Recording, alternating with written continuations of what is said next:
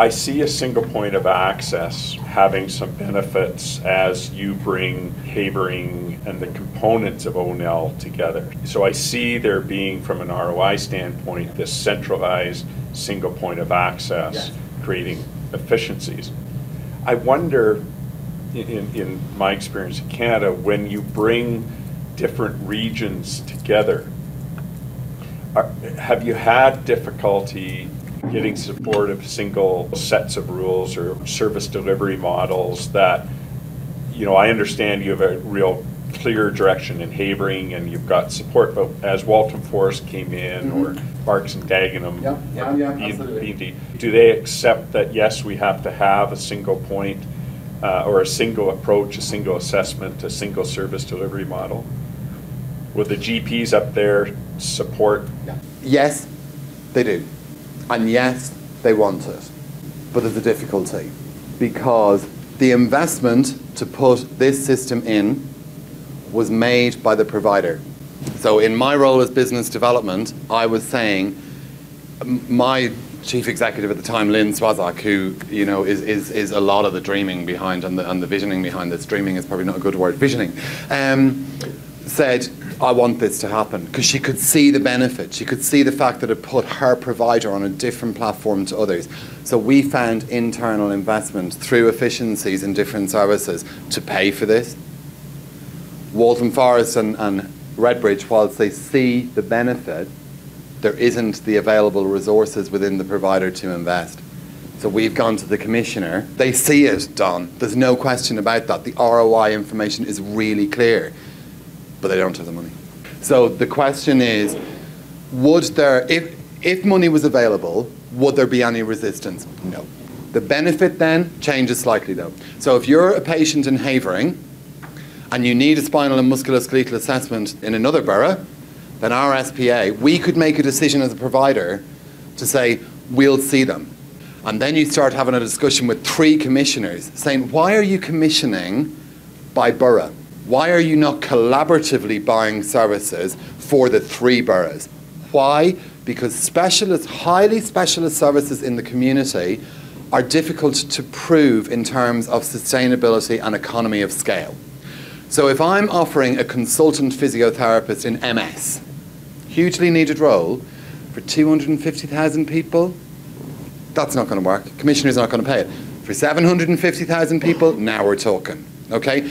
And so it starts to get the commissioners thinking, actually now, for every MS consultant physiotherapist you have, you're probably going to save 1,000 acute outpatient appointments a year.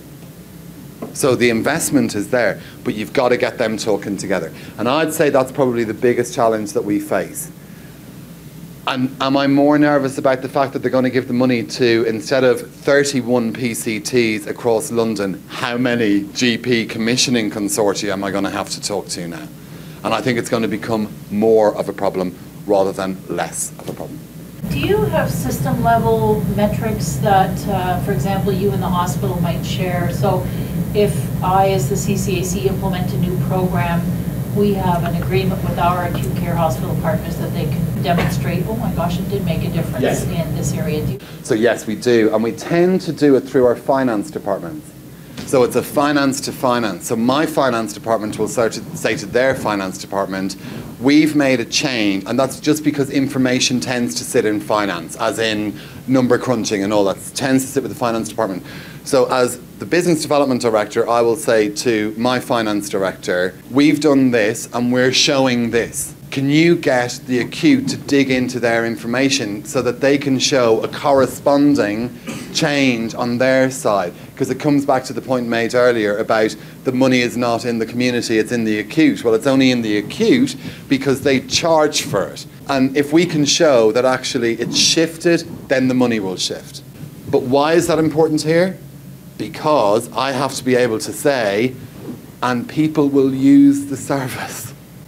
And look at how many referrals are coming to the community now compared to last year. If I say to them, I'm going to set up this lovely service and you're going to pay me to do it, and then we'll take lots of activity out of the acute, if I can't back that up with, because the GPs use our services, then they're setting up a service that's not going to be utilised. and potentially double funding the same activity. The service is a referral point to the services. It's also a signposting service. So if we don't provide the service, we will know somebody who does. Or we will know it doesn't exist. So two things happen. We direct the patient to the right service, and that might be social services, or in a lot of cases it's charitable sector. Or the system will log the fact that there was no available service. And then we track the trend. And then we go to the commissioners and say, do you realise you've got this unmet need in your community where there's a lot of people trying to access services for this particular health condition? Sickle cell anemia, as a good example. Because of our ethnic mix, no one ever refers for that in Havering, because we don't have the ethnic mix that supports that very, very low black African ethnic mix.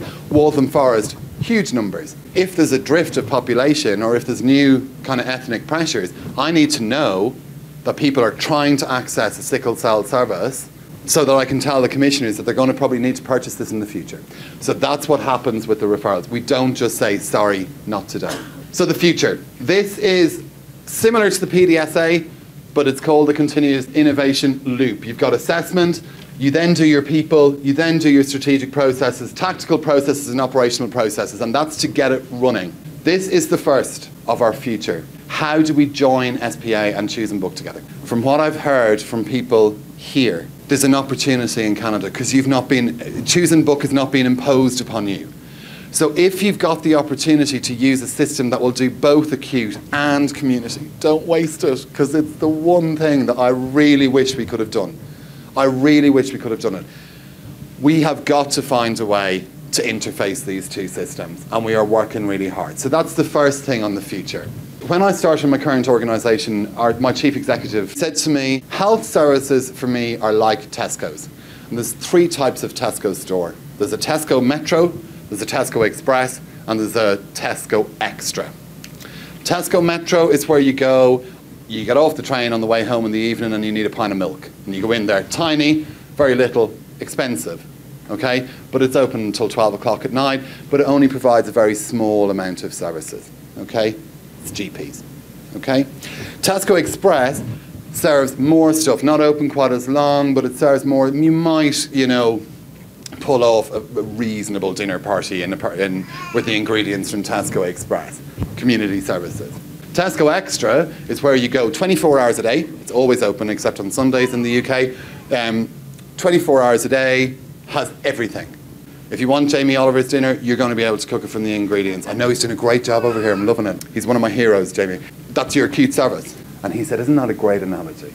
Isn't that the way we should? And I thought, yeah, but that's only about what we're running now. What about Tesco Direct, which is the online version of Tesco?